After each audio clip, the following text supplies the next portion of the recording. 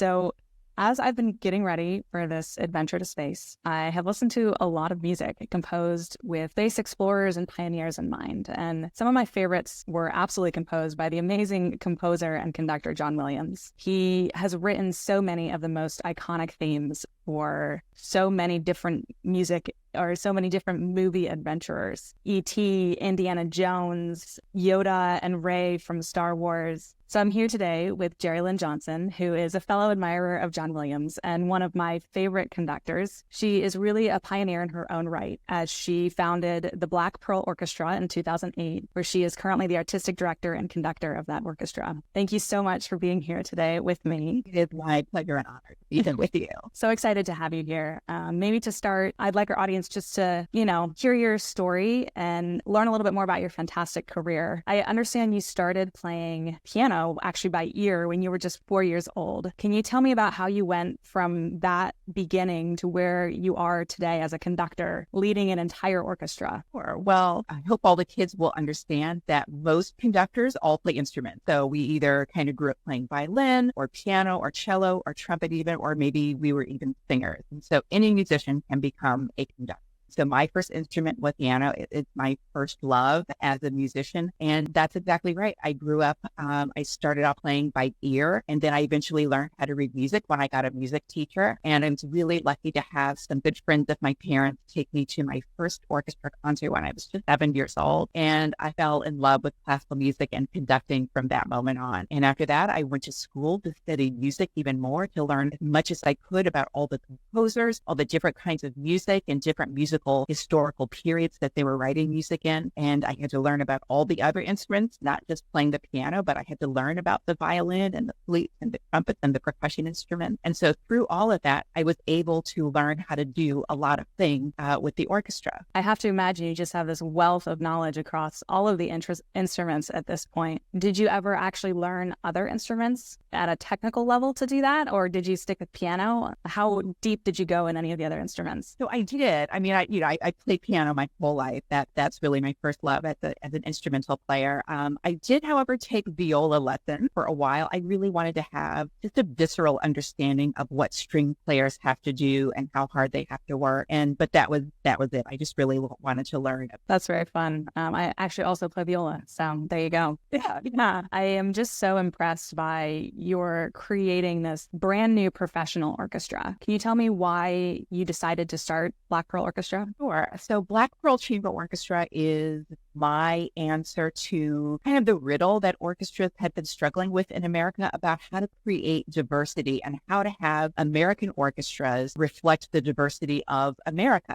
Orchestras started off in Europe. And so up until very recently, most orchestras in America still kind of reflected a European model. They just kind of had people of European descent and background in the orchestra. Over time, when orchestras first started, it was all only men playing, and so even women weren't allowed to play in the orchestra. And over time, orchestras have become much more diverse, much more welcoming and inviting. And so I started Black Pearl Chamber Orchestra to be a much more inclusive vision for what an American orchestra could look like. And so our musicians come from all over the world. They're of African descent, of European descent, of Latin descent, of Asian descent, and we play music that reflects those cultures as well. Of course, we love playing Beethoven and Bach and Brahms, but we also love playing modern composers who are African American and women composers like Jessie Montgomery and Carlos Simon, Valerie Coleman. And so we love to perform music that is really of the highest caliber, written for an orchestra, written by people from all different backgrounds. Wow, I think it's such an incredible vision. And I haven't seen your orchestra play in person. I would love to someday, but even watching them and seeing what you have created is truly inspiring to see. Seeing you in front of the orchestra,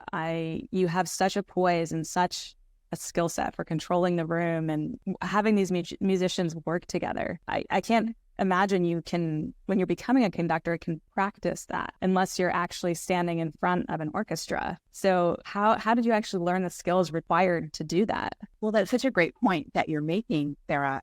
When violinists practice their instrument, they have a violin and have a flute and so on. For a conductor, like you said, the orchestra, that group of 80 or 100 people is our instrument, because the little stick that we hold, which is called the baton, it actually doesn't make any sound. And so it's not really a musical instrument. It's just a way for us to focus our energy and our silent musical directions to the orchestra so they can see us. It's also a little bit of a symbol of our authority as the conductor. And so one of the things that we learn to do as young conductors is to learn how to communicate with our body. That includes our eyes and our faces, our arm gestures, the way that we stand up. And it kind of, because of course we can't talk to the orchestra all the time. We don't want to interfere with the music making, speaking over the time. And so we have to really learn how to communicate non-verbally with the orchestra. And everything about how we introduce ourselves to the musicians, even non-verbally, communicates to them our leadership. But it's something that's learned over time. Young people may be very brash and have a lot of ideas and a lot of energy, but it doesn't always mean that they're the most authoritative person in the room. You have to think orchestras as a group of all these people have a collective understanding and a collective memory that's much greater than the years that one individual conductor has been alive. A lot of these great orchestras have been around for hundreds of years. They've done Beethoven thousands of times. And to think that, you as a young conductor are going to come in and teach them something, it's an opportunity for you to both listen to the orchestra and learn as well as offer them. Yeah, totally. Do you find that the skills that you have gotten there translate to other areas of your life? Is it? Yeah, I mean, I'm sure like being an astronaut isn't just being an astronaut, like all the things that you use to excel at what you do. These are all things that you can practice in everyday life. I think one of the most important things that I've learned as a conductor and that I teach other young conductors when I'm working with kids in orchestras is that the lesson of what you put out into the universe is what you get back. And so if you give respect and preparation and consideration to the orchestra, you're going to get back some wonderful music making. And I think that holds true just when you're walking down the street and when you're at a grocery store or when you need help from someone. What you put out into the universe, if you put out respect and kindness and strength and gratitude, I think you'll get those things back. I love that. And you're receiving what 80 people in front of you are giving. You're constantly navigating this living, breathing group of people creating music. That's so cool. So I played in many youth orchestras growing up. There's the term conductor, there's the term maestro, and I never really knew the difference or how they were used. Can you tell me a bit about where that term maestro comes from? Sure. Well, the term maestro, it means master, and it's from the Latin magister, which means master, essentially. And so a maestro can actually be any master musician. It doesn't have to necessarily refer to just the conductor. So we like to say, all maestros are conductors, not all conductors are maestros. And that even though in Italian we have gendered nouns, well, like maestro and maestra, actually for even women conductors, we are called a maestro. Okay, very cool. I know I've always heard it and wondered, but I appreciate that explanation. I have to imagine that you have faced some pretty immense obstacles in pursuing this dream and creating this orchestra and, becoming the maestro of this group. What maybe are some of the ways in which you overcame those obstacles? Sure. Well, it's always difficult for any conductor to find opportunities. It was especially difficult for me to find opportunities because people did not think that I looked like what the quote unquote maestro ought to look like. I wasn't an older person. I wasn't a man. I wasn't of European descent. And so people kind of had this stereotype in their mind of what quote unquote maestro should look like. And so people wouldn't really give me opportunities. And so one of the ways that I overcame that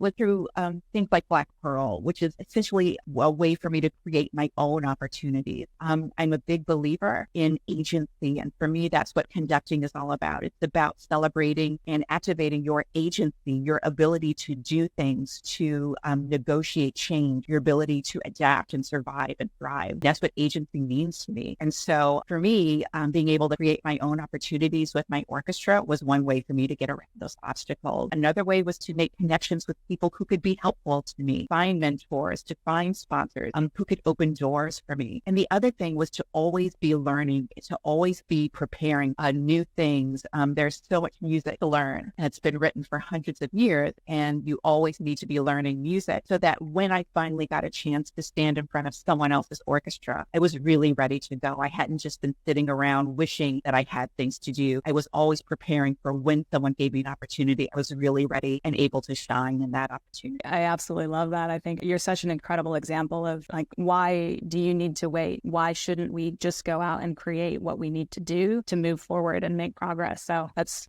incredible. I think I can absolutely relate to when I showed up in engineering, maybe didn't see people that I could look at and know that like I was supposed to be there and that it was okay. But that also didn't stop me. I never, really stopped to say, should I be doing this if I don't see somebody that looks like me? No, like you're just going to go and you're going to do what you want to do. And creating, you can take agency, you can go and, do what you want to do. Self-confidence that you talked about is so important. And I think the beauty of people study music or study art or dance or, maybe people love chemistry or whatever it is they love to do. I think young people need to have that one thing that makes them feel really good about themselves, that makes them feel really special and know that they can do anything they put their minds to. It can carry them through some really difficult times in their life. Being a young person is hard. And I think anything that you hold on to that makes you feel grounded and special and secure in who you are, really important. Absolutely. Everybody has their gift and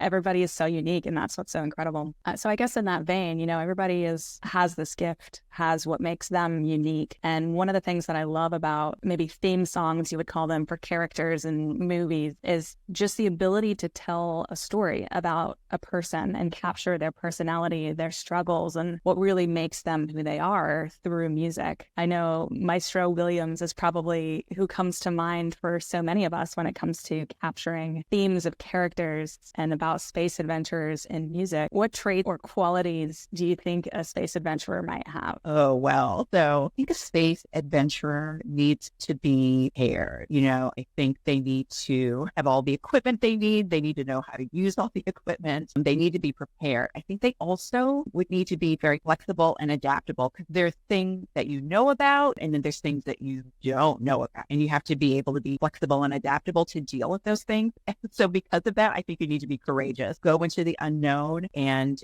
just face, like I said, face the unknown by being prepared and knowing that you can change and be flexible and adapt and deal with whatever comes your way. I love all those points. I'm curious, what are some of those ways you think those traits can be expressed through music? How would you translate that into music? I think every performance with an orchestra, every live performance is a brand new adventure. It doesn't matter if you, performed a whole series of these things. Every time I do an opera and we're doing the same opera, but we're doing it 6 or 7 times over the course of like a month or a month and a half. Every performance is brand new. And so we are all prepared. We all have to be flexible and adaptable because who knows what could happen with a prop or the set, or maybe a door won't open on stage. And so, you have to kind of just be prepared for these things all the time. And so every time for me that I step onto the podium, it requires courage. It's not that I don't know the music. It's not that the musicians aren't very good. It's just, it's live, it's in the moment. And who knows what can happen. There's so many things that we can control, but there's always things that we can't control. And so we have to always be courageous, flexible, and prepared in every performance. I think it's so interesting to see how many different instances in life, like courage is at the center. You need to be courageous.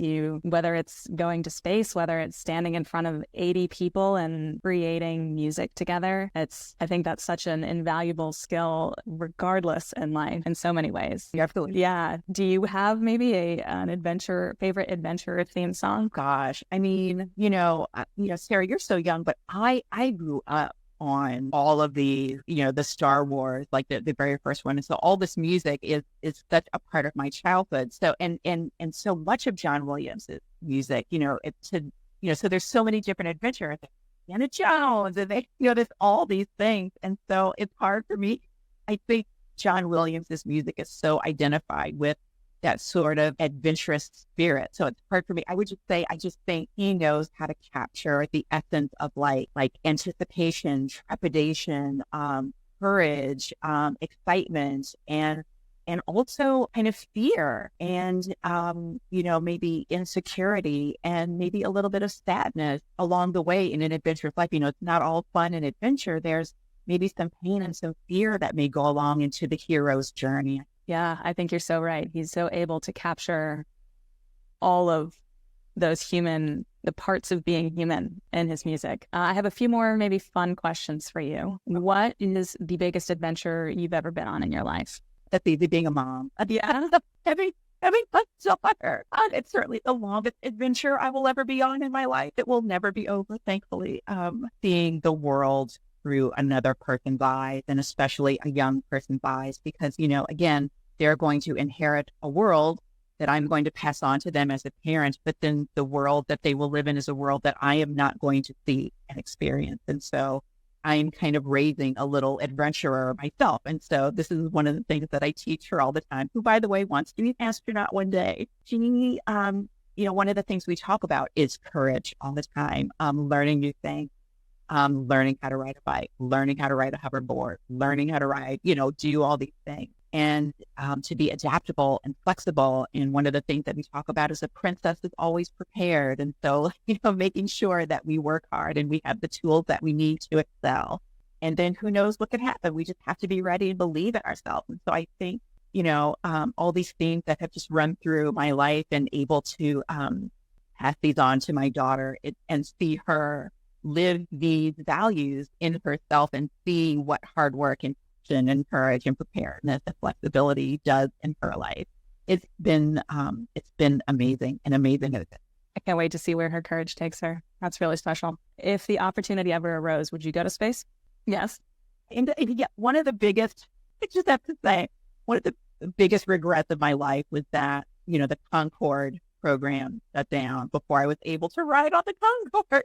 Because at the time, that was like the closest I was ever going to get to being a rocket, flying at, supersonic speed. So I was like so sad. But my dad actually got to fly on it. Wow. I was jealous because he was so afraid. He's like, I can't believe I'm going to be going so fast. I'm like, it's gotta be. But like, you should please give me your ticket. I'm not going to be afraid. I was so excited. So yes, I would go into if I were given the opportunity. Amazing.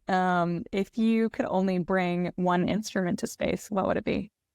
So I will say that we all have an instrument with us. It is our voice. Now, our first musical instrument, is really our heartbeat. That's rhythm is life. It is life itself, heartbeat. That's the first instrument. I said the second instrument is our voice. You always have an instrument with you, but if it had to be something that were not in my own body, I suppose it's so hard. I don't know how you would do this. It would have to be a piano, just because the whole thing. Because you can do harmony on a piano that you can't always do with a lot of other instruments. You just have so many possibilities, I think, with a keyboard. I love envisioning that whole piano in space. That's incredible. And I guess last question, what food would you bring to space? And so I said the one food that I would say would be chocolate, which is the food of the gods. I would want to share that with other beings around the universe. And then pizza, which is a complete nutritious food. It has meat and dairy and grain from the pizza crust, and you can put vegetables on it. I think it's a help. I completely agree. You'll be very happy to know that we'll have pizza in space. So I can't wait. I'm glad for you. Well, thank you so much for taking the time to chat with me today. You have just such an incredible story, and I'm really inspired just talking to you. So thank you so much for your time.